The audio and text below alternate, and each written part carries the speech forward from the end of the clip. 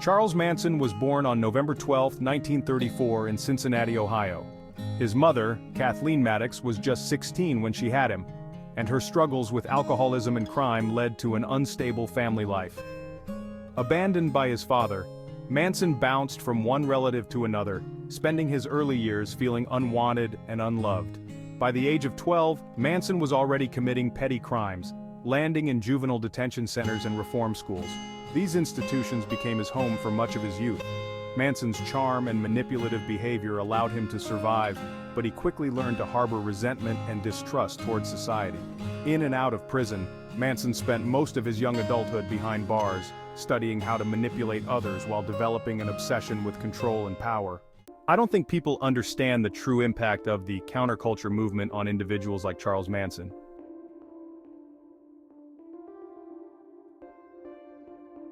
In 1967, after serving another prison term, Charles Manson was released.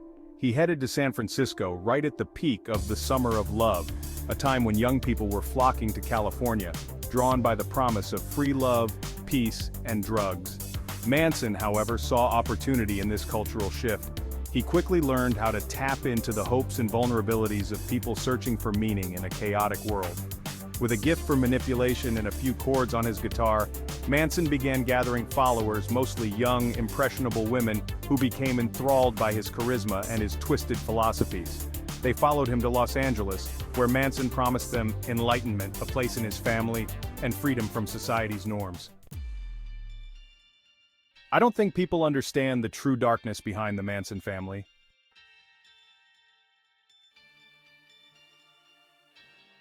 The Manson family, as they came to be known, settled at Spahn Ranch, an old film set in the California desert.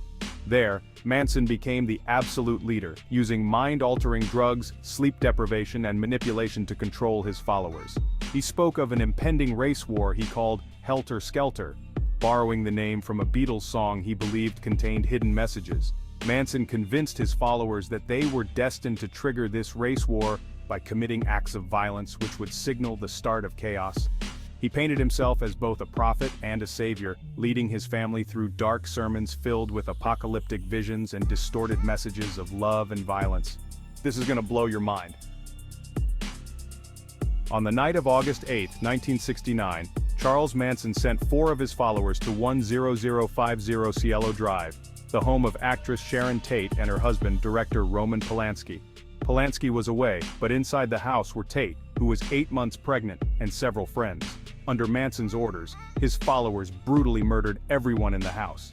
Sharon Tate's cries for mercy went unanswered as Manson's followers unleashed their horrific violence. The following night, Manson directed his followers to another home, this time targeting supermarket executive Tate-LaBianca and his wife Rosemary. The murders were equally gruesome, with messages like "Death to pigs" and "Helter Skelter" smeared in blood on the walls. These seemingly senseless acts of violence captivated the nation, stirring fear and confusion over what had driven these young people to commit such atrocities. I'm sure you've heard the news.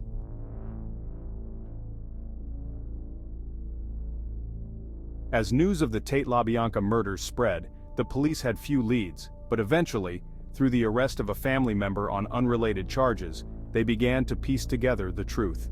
By December of 1969, Charles Manson and several of his followers were in custody, and the shocking details of the murders and Manson's influence over his followers came to light.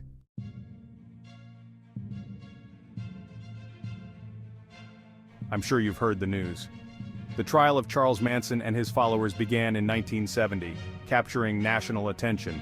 Manson displayed strange behavior in court, carving ants on his forehead, and later altering it into a swastika. His followers remained loyal, often disrupting the proceedings, and the trial became a media sensation. Manson's influence over his family was evident as they defended him passionately, claiming he was innocent.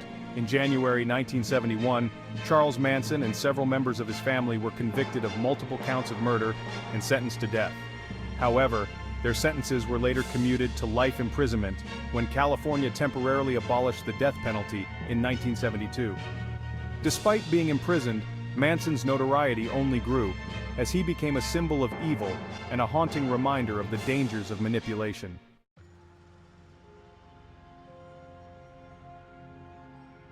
Are you shocked to learn about the dark legacy of Charles Manson?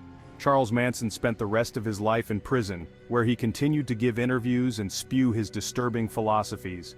He remained a figure of fear and fascination, with his words influencing books, movies, and cultural conversations about cults, manipulation, and evil.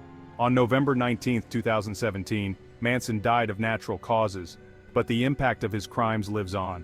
Charles Manson's story is one that intertwines horror, manipulation, and the power of influence. The Manson family murders shocked the world and served as a stark reminder of how a charismatic figure can lead others down a dark path. To this day, Manson remains a chilling example of how evil can disguise itself under the guise of charm and vision.